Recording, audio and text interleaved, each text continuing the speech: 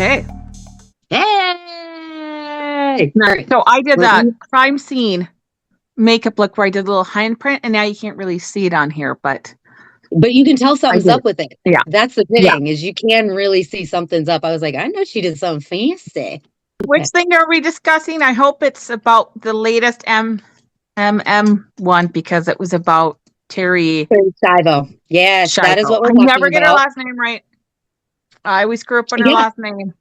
Hey, everybody. Welcome to the Bailey Banter. I'm Josie, and I'm this is Chryssi. Chryssi. Hi. And today we are recording episode 90.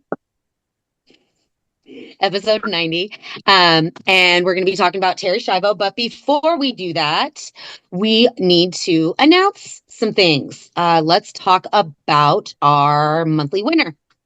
Okay, so the first winner didn't claim their prize. So now the next second winner is Sherry Benyon. And congratulations. And we're really positive you are going to be picking out your prize. So Oh, that's yeah. always great to hear. And so we have for our top 5 contributors, and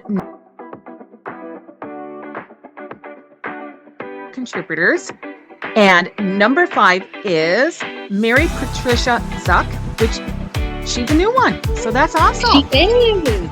Welcome. It's good to see you. You may not be new to the group, but welcome to the top 5 because Yes. that's a cool place to be. And then for number 4, we have Caroline Harmon. Number 3 is Crystal Rose Burrow Martinez. Number 2 is Kim Allman. And number 1 is Sherry Benyon, and she has held this for a while. So yeah, a little bit. She got the taste of the number 1 spot, and she said, "I must stay here." Yes. Anyway, so today we're talking about Terry Shivo. This was a wild, wild story. I have the timeline right in front of me, which will kind of help us to kind of get us just a really quick rundown because she had a lot to say. This was a whole hour episode. So basically, in December of 1963, Terry Marie Schindler is born in Pennsylvania.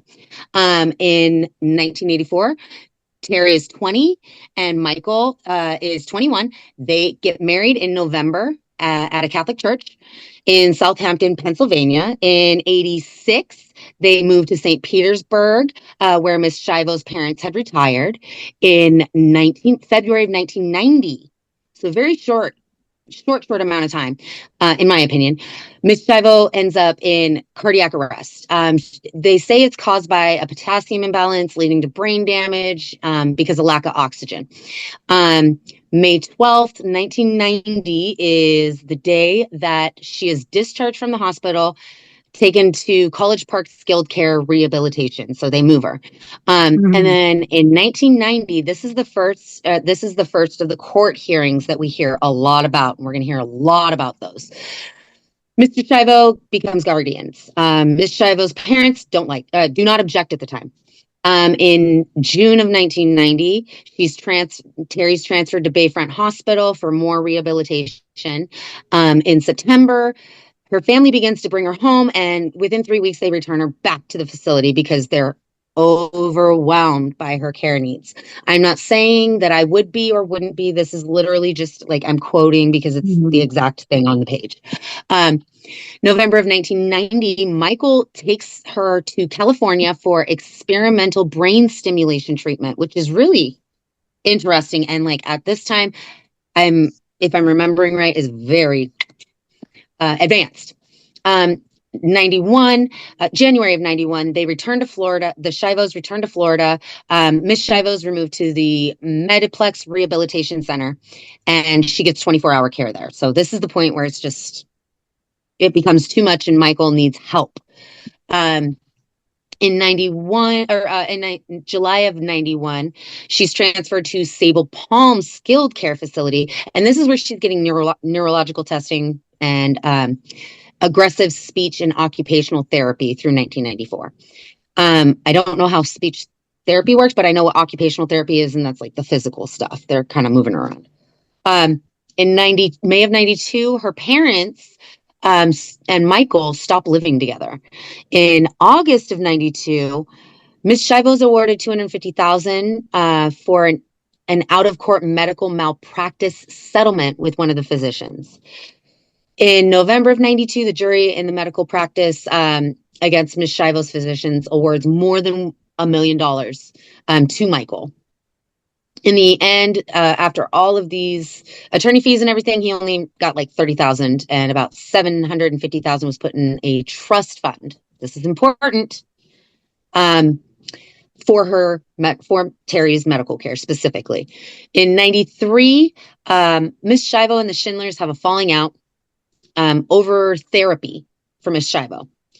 Michael claims that it was the Schindlers' demand that he share the malpractice money with them. In July of 93, the Schindlers attempt to remove Michael Shivo as her guardian. Court just dismisses that, says, nah, that's not happening. In March 94, the first guardian ad litem, John H. Pekarek, submits his report.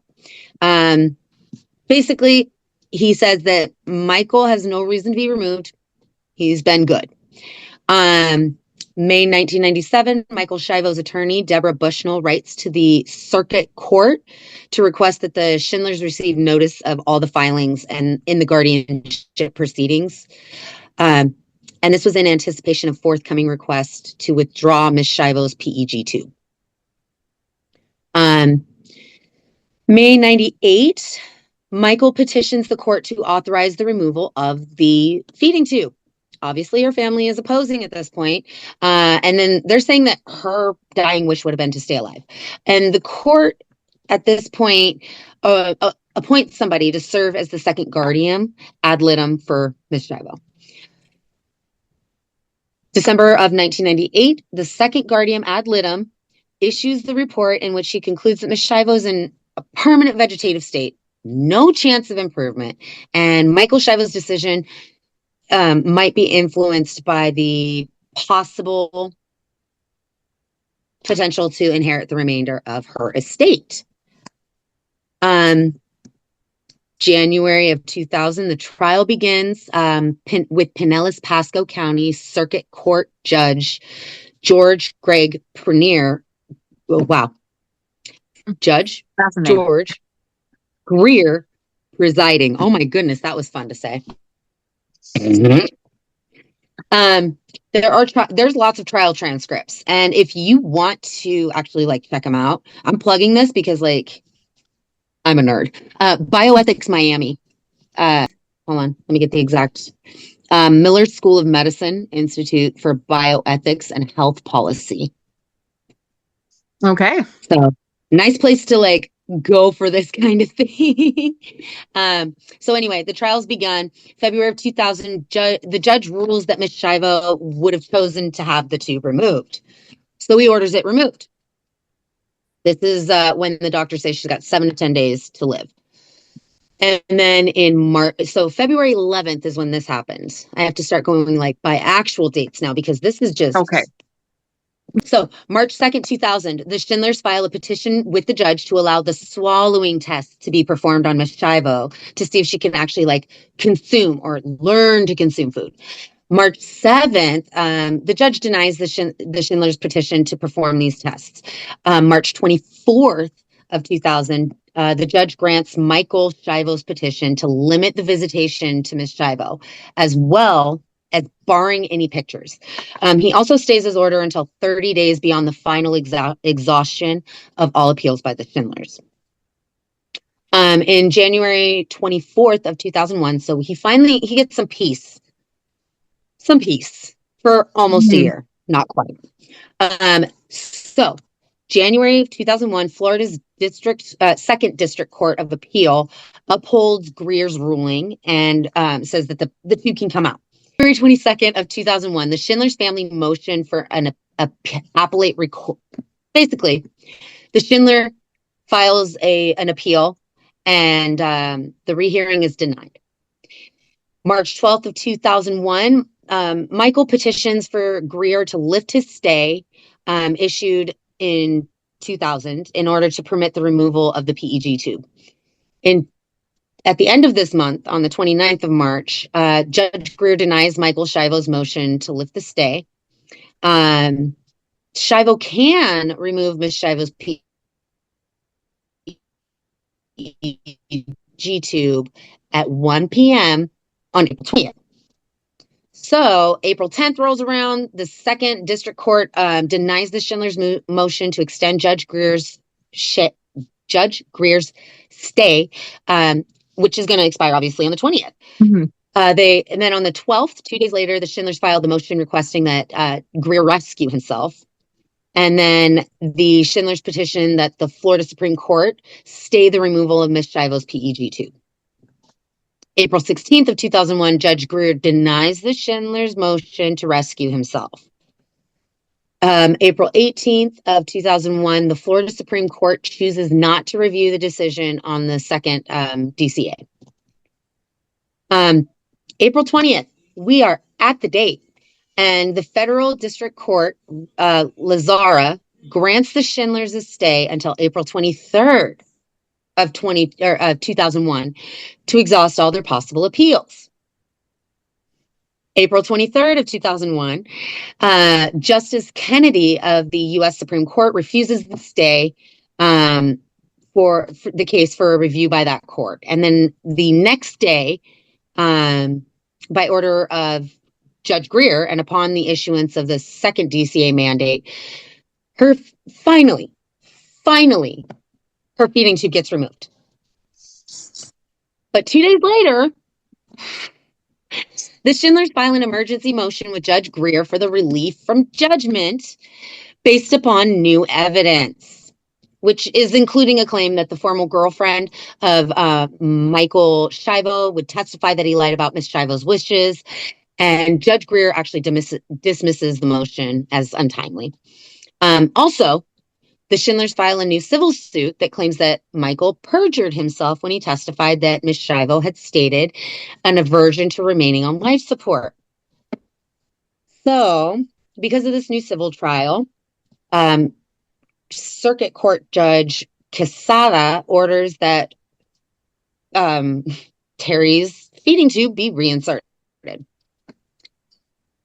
April 30th, 2001, Michael Schiavo files an emergency motion to allow the removal of her feeding tube. May 9th, the DCA announces a date for the hearing of oral arguments about Michael Schiavo's motion. June 25th, arguments in the DCA regarding Michael Schiavo's motion of appeal occur. And then July of 2001, the second DCA remands the case back to Judge Greer. They inform the Schindlers they must address both their desire to have new evidence heard and their perjury claim against Michael Schiavo within the original guardianship proceeding. Continuing on, the Schindlers are told that they need to file a new motion for relief from the judgment in the guardianship proceeding. And the DCA instructs Judge Greer to weigh the Schindlers' new evidence in making a determination of what Ms. Schiavo would have wanted. And then they also deny Michael's request to discontinue the PEG tube. August 7th of 2001, after the second DCA remands the case back to Judge Greer, they again find that Michael Schiavo may remove the tube. August 10th of 2001, Judge Greer denies the Schindlers' motion to have their own doctors examine her and to remove Michael Schiavo as her guardian and to disqualify himself from the proceedings. These people are just really going for it. Anyway, August 17th of 2001, Judge Greer delays the removal of her PEG tube until October 9th in order to allow the Schindlers time to appeal. And then October of 2001, they delay the removal of this feeding tube indefinitely. And still October, this is like the 17th, the DCA rules that 5 doctors should examine Terry to determine if she can improve with new medical treatment. The Schindlers and Michael are to choose 2 doctors apiece, and the court is going to appoint a doctor. And the appeals court also affirms Greer's denial of the motion to disqualify himself. Everybody's saying this judge needs to stay on the case, but whatever. So November of 2001, the second DCA denies Michael Schiavo's motion to rehear this case. December 14th of 2001, Michael petitions the Florida Supreme Court to stay the October 17th ruling. He states that he and the Schindlers would attempt to mediate the dispute in lieu of further litigation. And then December 19th, the attorneys meet with a mediator to figure out which tests the doctors need to run on Terry. January of 2002, the Supreme Court stays all legal proceedings pending the mediation, and it also orders attorneys to report on the status of the mediation within 60 days. February 13th of 2002, the mediation between the Schindlers and Michael Schiavo fails, so it doesn't last long. And then March 14th, 2002, the Florida Supreme Court denies Michael's petition to review the second DCA's ruling about allowing the 5 doctors to examine Terry. October 12th through the 22nd of 2002, the trial court holds a new hearing on the potential medical treatments. And November 15th, the Schindlers contend that Michael Schiavo might have abused Miss Schiavo. And this abuse led to her condition, is what they're saying. And they ask for more time to get evidence since he's the guardian. They ask for more time to get evidence and try again to remove him as the guardian. It's not going to happen. But whatever. November 22nd, Greer rules that Schiavo's PEG can be removed. January 3rd. December 13th, Greer stays his ruling that Terry should not have her PEG removed until a appeals court can rule on the case. December 23rd, the DCA denies the motion Michael filed seeking permission to remove the tube. June 6th, the DCA affirms the Greer's November ruling, concludes that Michael can remove the tube on October 15th. July 9th of 2003, the second DCA refuses to reconsider its decision. August of 2003, the Florida Supreme Court declines to review the decision. August 30th, the Schindlers file a federal lawsuit challenging the removal of the tube. And September 17th, Judge Greer orders the removal of the tube to take place on the 15th. So that he just said that, like, before we got to notice that verbiage, they went from saying, like, it can be removed to it will be removed. It's going to be removed. He rejects the Schindler's request that Schiavo be given therapy to learn how to eat without the tube. October, Governor Jeb Bush gets involved in support of the Schindlers to stop the removal of the tube. And then October 10th, federal court judge Lazara rules that he lacks the jurisdiction to hear the federal case. October 14th, the second DCA refuses to block Judge Greer's order to remove the feeding tube. And Ms. Schiavo, on the 15th, the tube is again removed. Don't celebrate, people. The Florida Circuit Court on October 17th and the First District Court refused a grant request by the supporters of the Schindlers to direct Government Bush to intervene in the case. October 19th, the Advocacy Center for Persons with Disabilities files a federal court lawsuit claiming that the removal of the tube is abuse and neglect. And October 20th, the House of Representatives passes Terry's Law in Florida, which is allowing the governor to issue a one-time stay in certain cases. October 21st, the Florida state passes the bill. Governor Bush issues the executive order directing the reinsertion of the feeding tube, and this time appointing a guardian ad litem for Ms. Schiavo. Michael files a state court lawsuit arguing that Terry's Law is actually unconstitutional and seeks an injunction to stop the reinsertion. The court requests briefs on the constitutional arguments about Terry's Law. And we need to state that her tube is actually reinserted at this point. Chief Judge for the Pinellas County Circuit Court orders both the Schindlers and Michael Schiavo to agree within 5 days This is on October 22nd, on an independent guardian, as required under the governor's order, which, cool.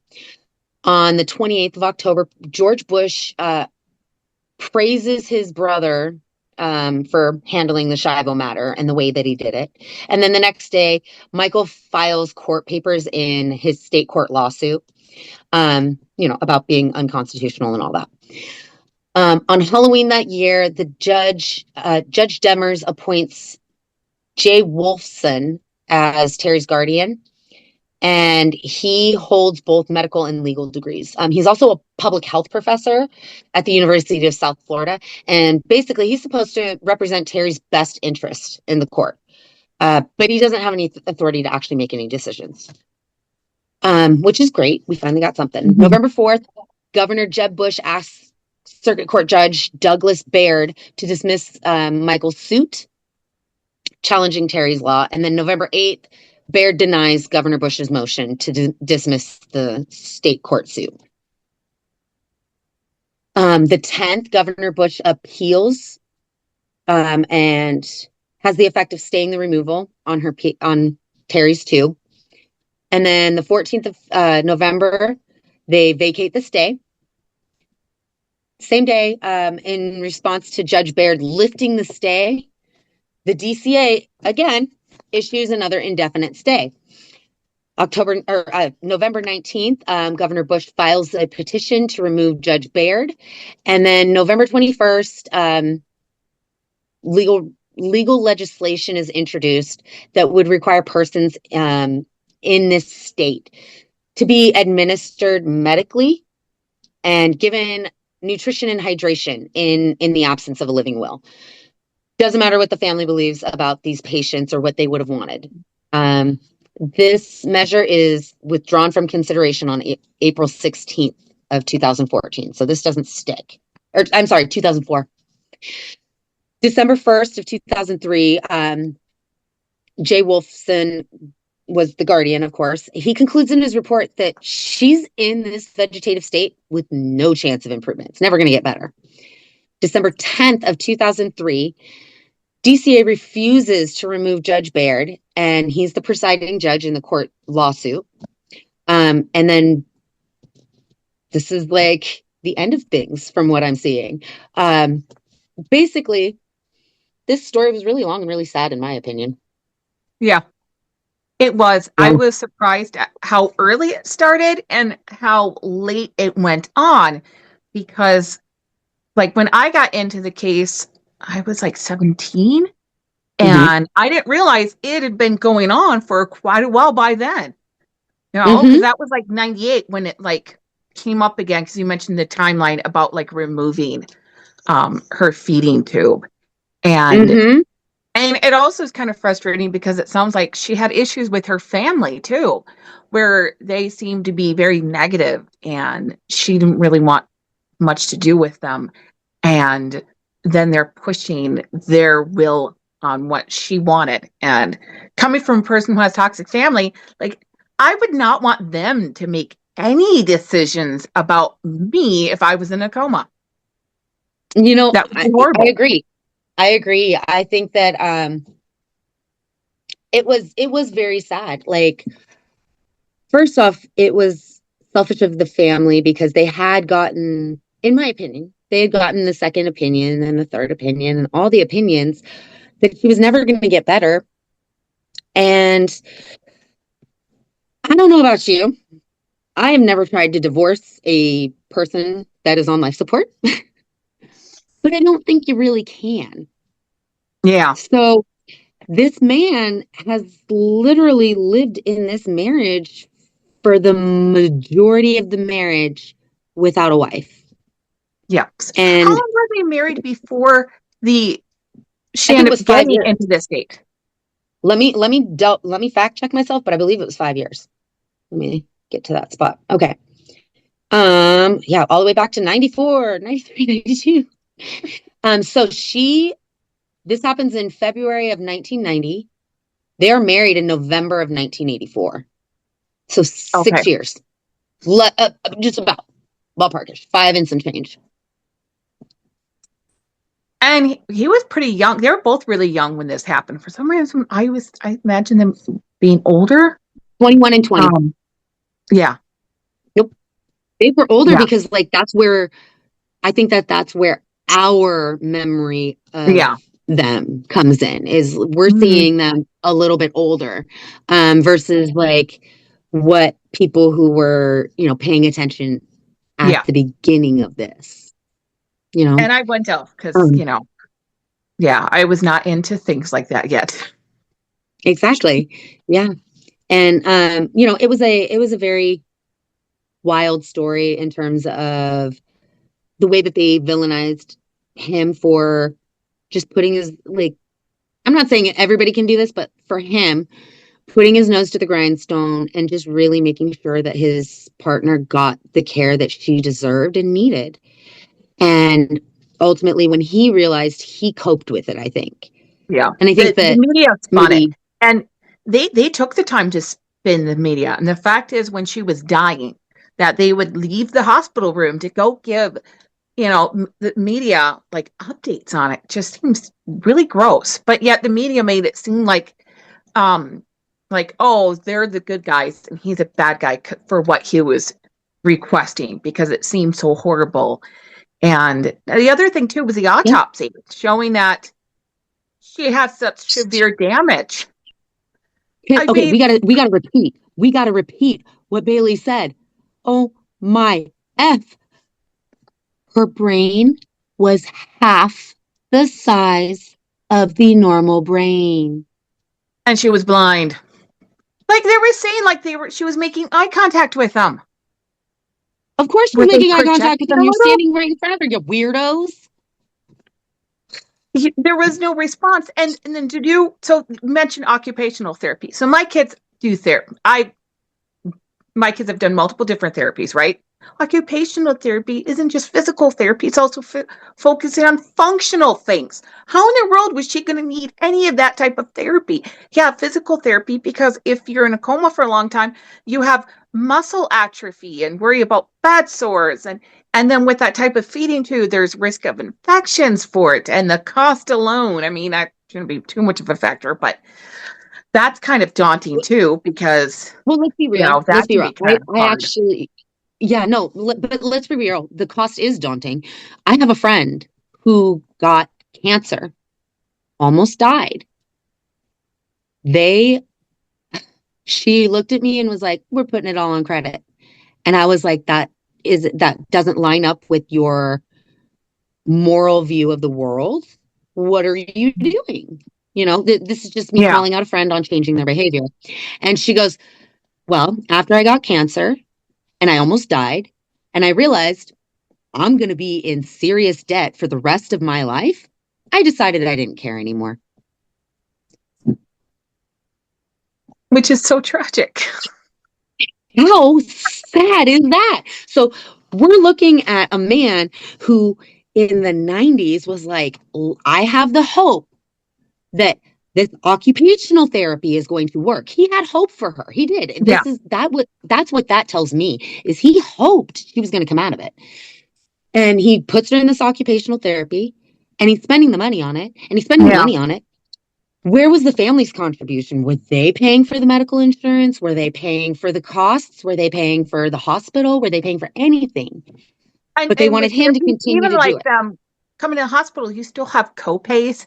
There is still so much cost for the medications, for everything in there. My son was hospitalized for like 21 days, starting with seizures and then a cold and then starting heart failure. But it was $150,000. Thank God we got really good insurance and a secondary insurance, so we didn't have to pay. But I got the bill because of flub up with children's. But that was 21 days. Yeah. Yeah. Yeah. And And so when she you was have in the, yeah. it's saying like all the different tests too that they did would be some, because I know they were talking about swallow tests, and I don't know if they were Mhm. doing just functional, if they're worried about her aspirating too, because that's another thing that can happen too, where you inhale Mhm. and it's worried about lung infections, and it's like just so Yeah. multi-layered things. And the family, we're just like, no, we just don't want to let go. And he was Hmm. like, I really feel like this is what Not he only would want. And they were like, no. the medical costs that Michael was incurring, right? Yes. Yeah. And like how in debt he was actually going to have to be. And the fact that the family wasn't really doing very much. No. For people who were like really motivated to keep her alive, and I I didn't even realize they had her for a while there, right? And Hmm. they could not deal with it. But to be honest, a person in a vegetative state, and the care that she needed, I kind of get it. That is a lot of care. There are so many things involved in that. Um, Tube feeding is not an easy thing. I've actually done that one time. It is just to take Hmm. that on is a lot. Right. And So I then kind of understand that point of view. I get it. Um, there's absolutely nothing wrong with getting the help that you need.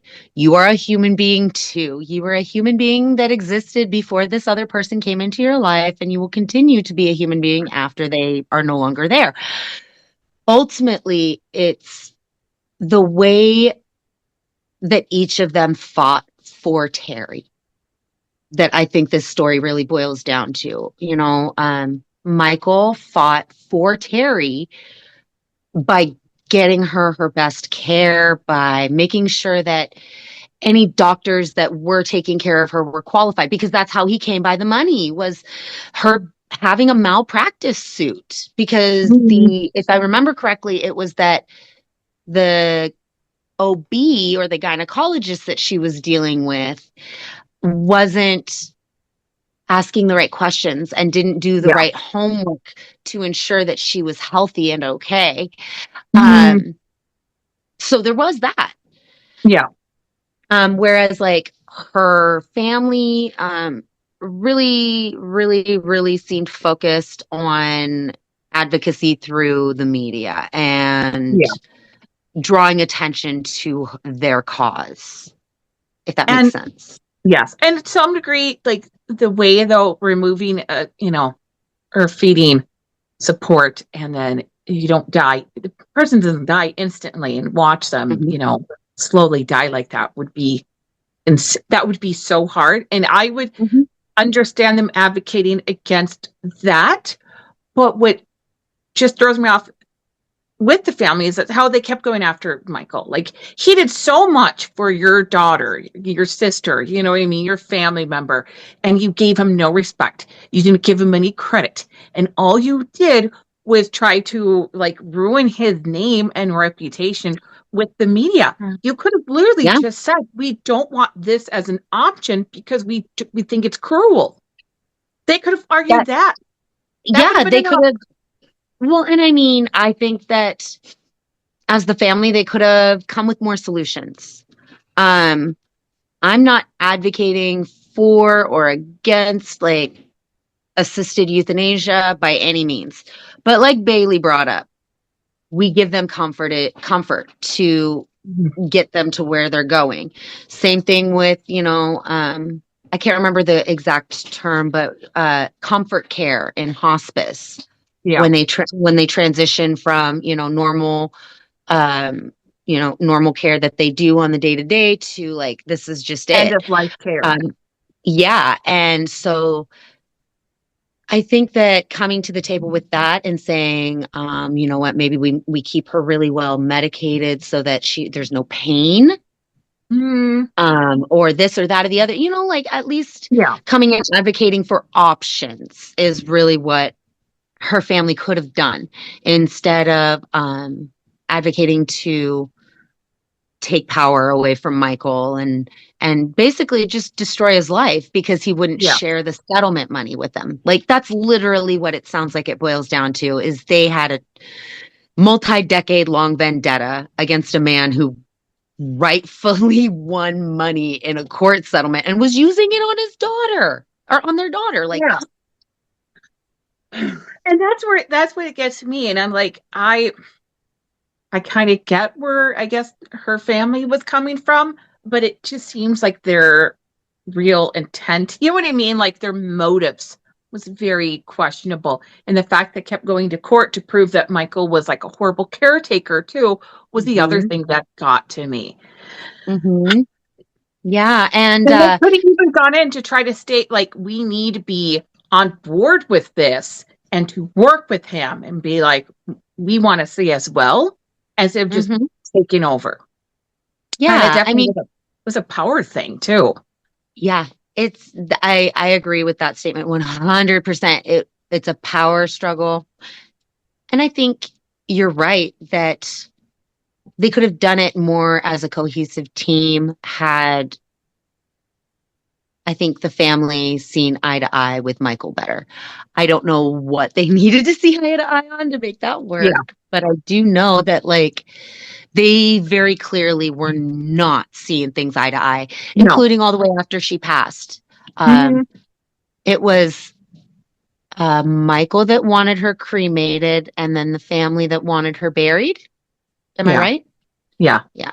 I could imagine dealing with that too. Um, I dealt with that. I've had a family member die and people like the parents not getting along with it. And you would think of losing, a child would bring them together and it didn't. And it was absolutely horrible. And it was Hmm. just probably could have stand to have two different funerals for how it went.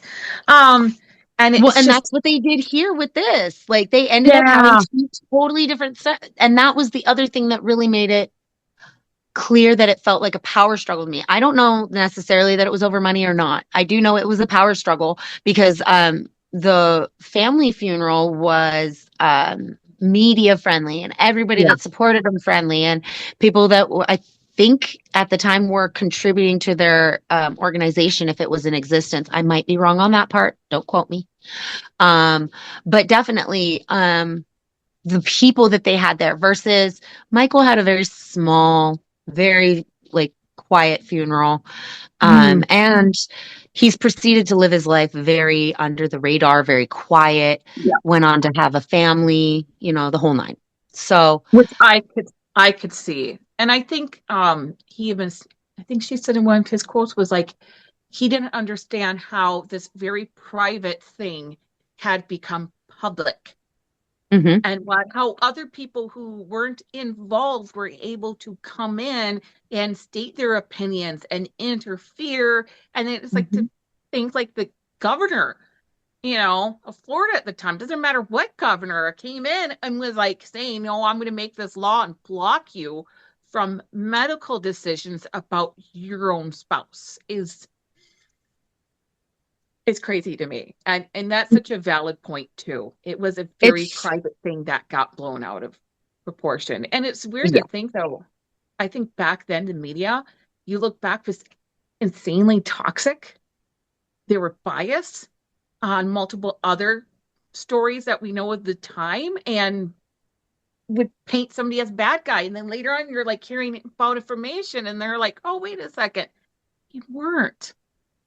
Right. And I mean, this goes back to like mystery portions of things and like I'm not getting into this, but like when you talk about the 90s, there are two big stories for me that just like instantly ring with that. And it's um, Michael Jackson and Princess Diana.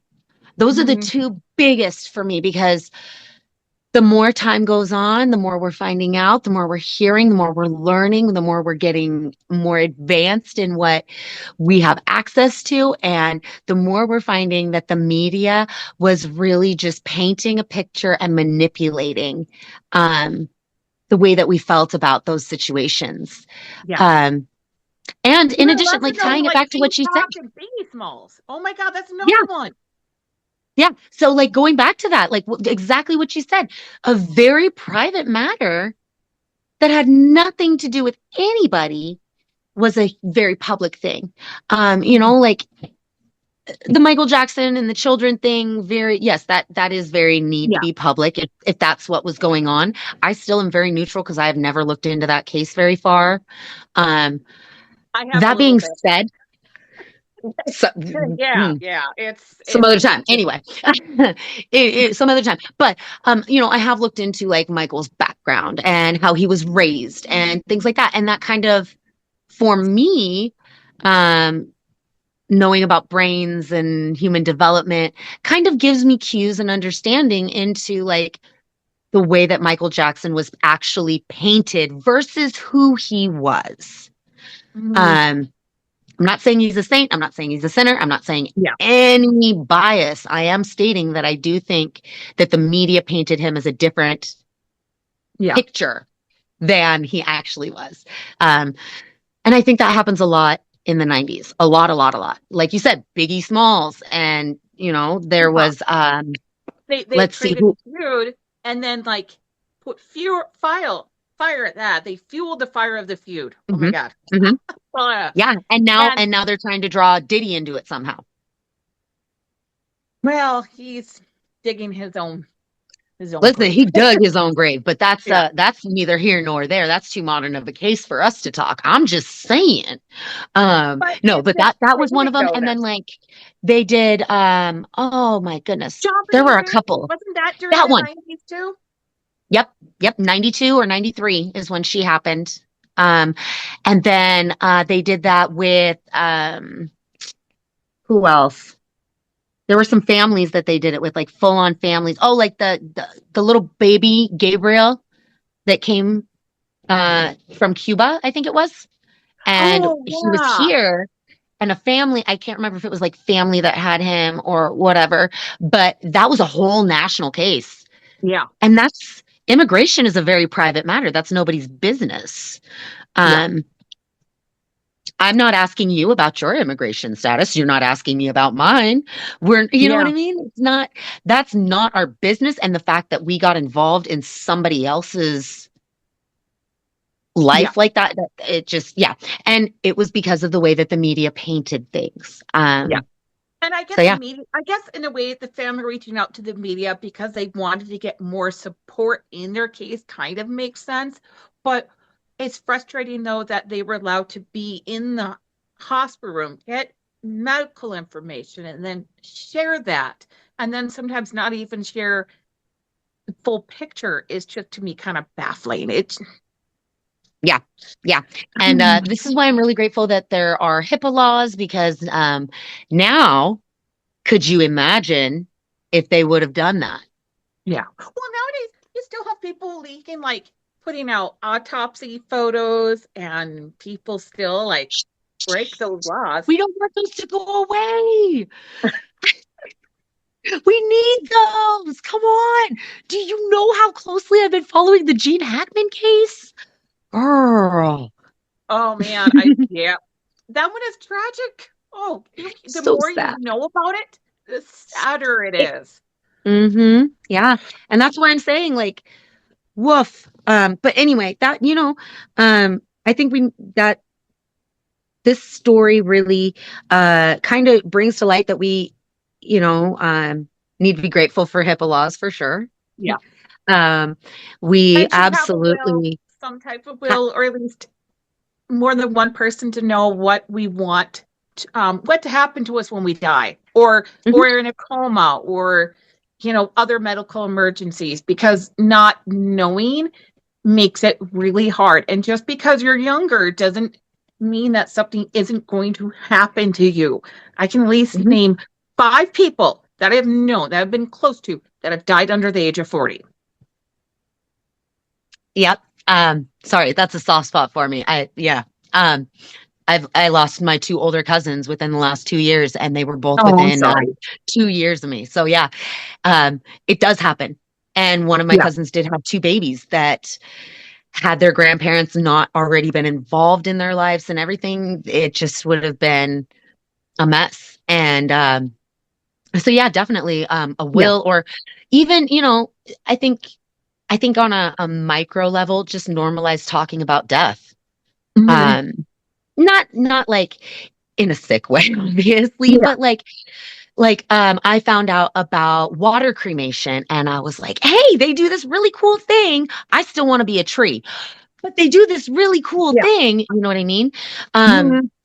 so that we know what the other person wants, and we can respect it a little bit better. Or if Because you I know want to be people. resuscitated too, because a lot of people don't realize CPR, like being resuscitated like that, is very physically difficult on the body. And you need to recover. And depending on how far gone you were, you don't come back 100% from it. You Hmm. really don't. Yeah. And which is not something that else is talked about. They almost make it seem like it's a miraculous thing where it's not as much as you would think it is.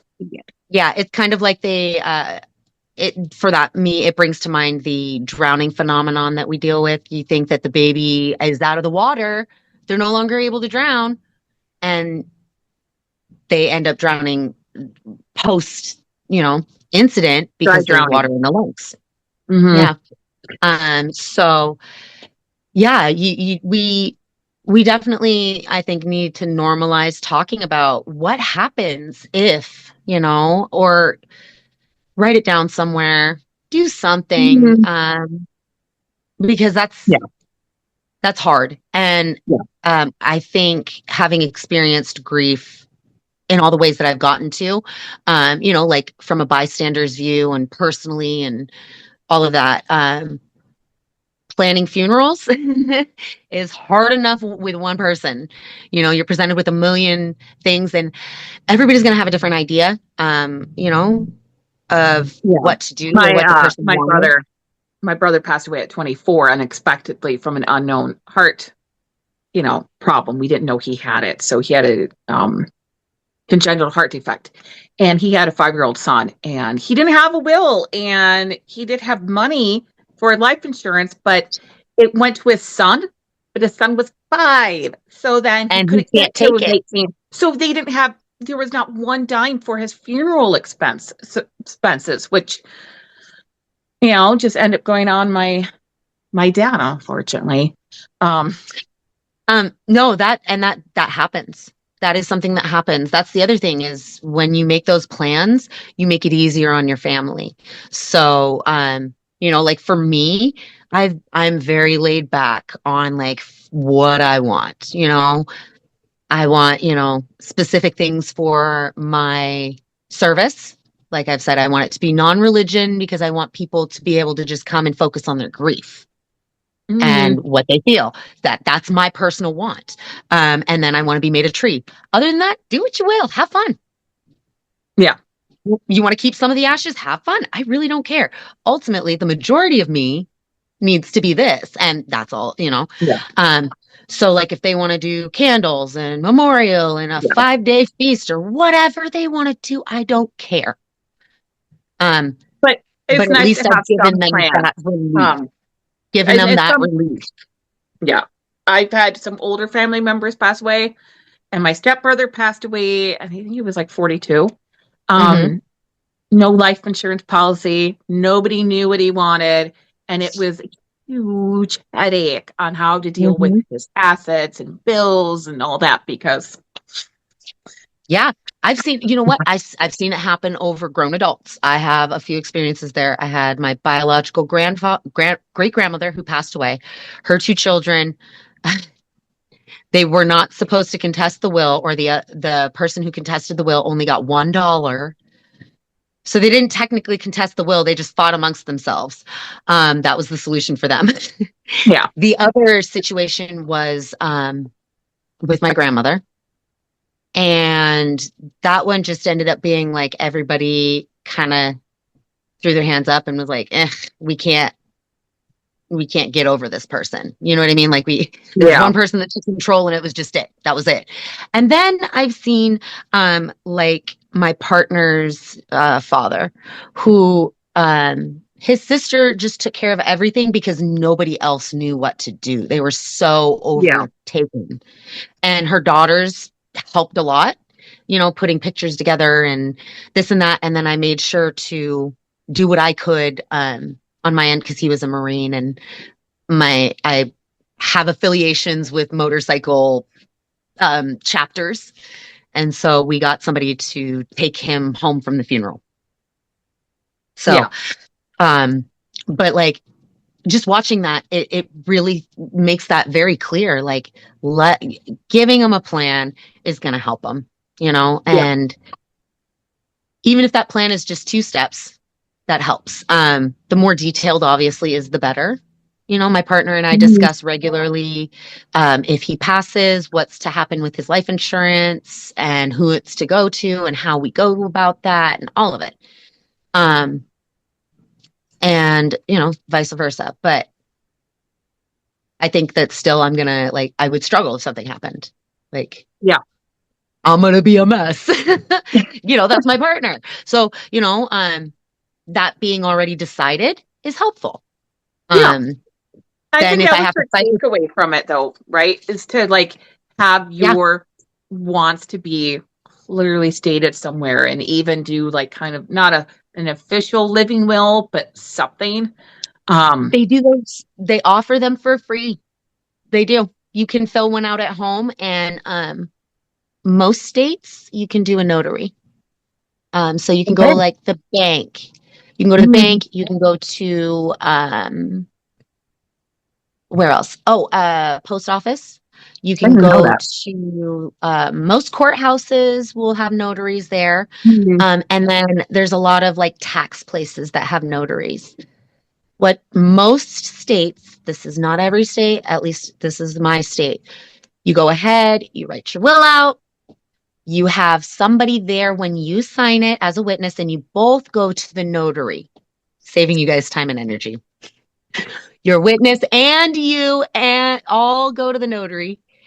You sign in front of that notary, and they will notarize that document for you. And it is an official legal document. And it'll cost you usually $15. That's like an Not that bad. expensive notary. That is like an expensive notary usually. Yeah. So I know even take going online, like on Facebook, like there was a couple local forums, I probably could go on there and be like, can somebody help me notarize this? And probably be some people who do it for $5 or for free. I'm gonna plug it. I'm gonna plug it hard. Buy nothing groups. I am happy to plug those because they're amazing. But Mhm. yeah, use your resources. Plug your buy or to go to your buy nothing groups. Go to your free groups. You know, um, Talk to a lawyer, see if they know anybody that offers it. Because a lot of the times, lawyers will at least tell you if they know a notary, or their legal assistants will. But they're a great resource because they're a law office. Yeah. So, but yeah, like I said, they offer free versions, so you really don't have to like overthink it if you don't want to. It You just doesn't got to have to kind cost of, a lot of money. Yeah. Just taking yeah, that little bit of time to do it. So I think that's the kind of nice way to wrap that up because I yep. can't think of anything else. Yeah, I mean, we didn't talk about the after she had passed away that the autopsy found that there were fresh puncture wounds in her arms, and Oh, yeah. they had attempted to. It looked like they had attempted to feed her or get her to eat. Yeah.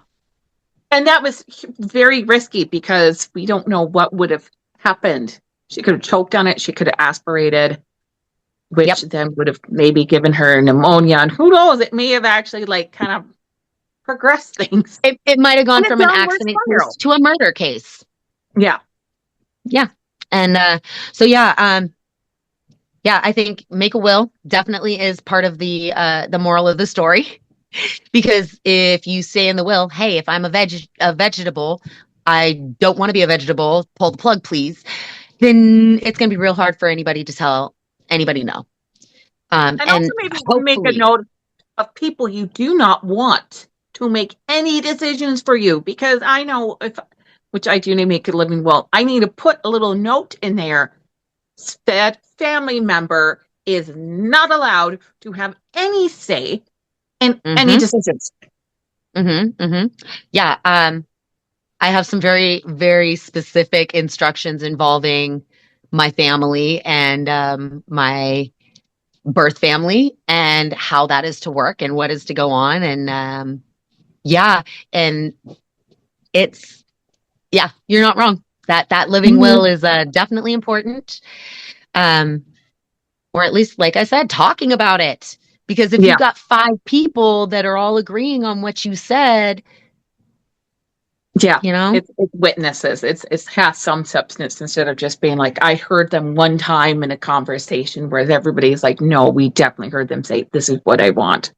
yep. And that's why that normalizing talking about what you want to happen is great because then you've got all those witnesses going, no, no, no, I heard she wants this. This is what she told me. So, Mhm. yeah, definitely. And I think make good choices like Terry.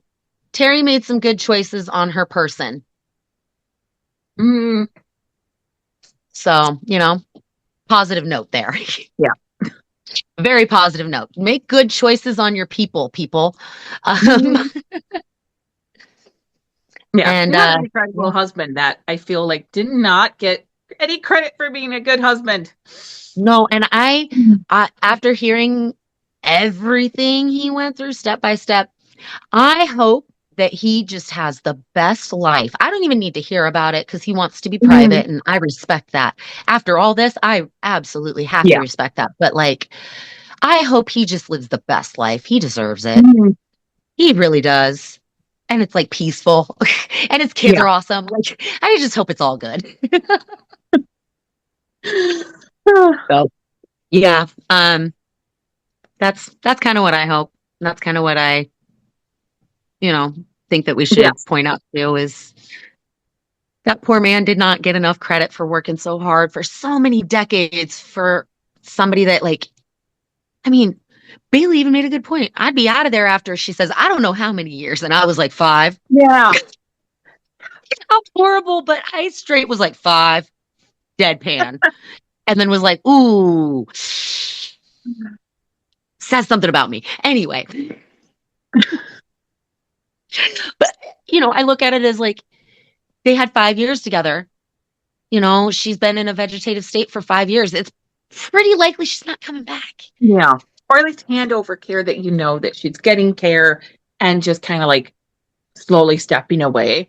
I Hmm. could see doing that just because it's caring for a person on that level is Yeah. Yeah. it would be a lot. And Hmm. especially after all, Absolutely. knowing that there's no hope because Yes. now we know things about comas we didn't know about before, and that some patients actually do have some brain activity or there was someone aware in their coma. This was not the case. No, she was completely done. Done, done, done, Mhm. done, done. And I think he knew because he knew her well enough. He Yeah. just, in his heart and soul, knew this woman to the depths that he could know her. And I don't think her family did. And I think that No. that's where this really ended up being a power struggle is they were mad. They were Mhm. mad that he knew. And Yeah. so yeah, that's why he deserves the best life. He really does. And I Yeah. hope him and his wife just super happy. Yes. So And healthy. anyway, yes, long, healthy lives. Exactly. Okay. So I think Right. that's it. You Yep. got everything? Okay. I think That is so. awesome. Any announcements we can think of that we didn't cover in the beginning? Um, well, we're doing Mystery Week. So, go on the page and look for all the activities because there's some really cool things happening and participate because the more you participate, you can be a winner. Hmm. So, and Um, also there's the mystery challenge where you have to figure out the murder, and that has its own prize. yeah. And I believe what's the date it goes to? The 30th? Yeah. It's the last day of the month. Okay. Or the day before the last day of the month. I cannot remember off the top of my head. Catch 22. Yes. Yeah, we're in the middle of that murder mystery and makeup week or month. Yes. And we're on week second one, which is mystery. And if you go to the page right now, there is one where you can help solve the crime. So there's clues and suspects, and it's going to be, keep putting out different posts, and you have to collect all that information and figure out who and why, and I think, how. So that will be really fun to do. And then the last week is makeup. So we haven't hit that one yet, but the makeup week is going to be a lot of fun too. And I believe different challenges with that. Yes, they're going to have challenges. I heard rumors of trivia. I heard a rumor that there were going to be lives on like different makeup things. I don't know. I don't know. I know I had heard some cool stuff thrown around. Yes. Like, And I'm not saying any of this, but like eyebrows and lips and maybe contours of sorts. But I don't know what Ooh. they're gonna do. I just know that they were planning cool stuff for us. Yes. And you can also go live and tell us your own stories. Yes, please do, because um, Murder Week, the first week, we did get a lot of stories from you guys, and we loved it Mm, because it allows us to get to know who you guys are. That way we know, what kind of stories you guys want us to talk about when we're not talking about Bailey stories. Because we're not all here just for the Bailey or just yeah. for the murder or just for the makeup.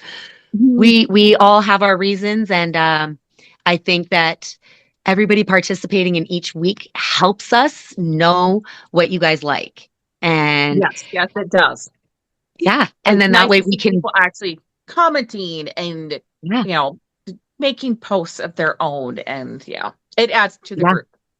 Yes, yes, it is so fun because it just adds all this diversity and you get to see like all these new jokes. Like I remember when I'm gonna give one of our member names, but I remember when Crystal started posting. Oh my goodness, she had me in stitches for like 2 days. She'd just be like banger after banger, and I was just like, oh my gosh. Ah. So like, the more participation we get, the more fun it is, the more we Yeah. get to like enjoy the group. Um, Yes. so yeah, yeah, definitely love this. Okay. So I think that is hopefully I think we got everything covered unless we miss something Yeah. else. Hey, if we miss something else, then y'all gonna have to call me to get me to do a video because Yeah. I got nothing. I don't got anything either. All right. So I will see you later. And this has Okay. been fun. Yeah. Okay. All right. Bye. Bye.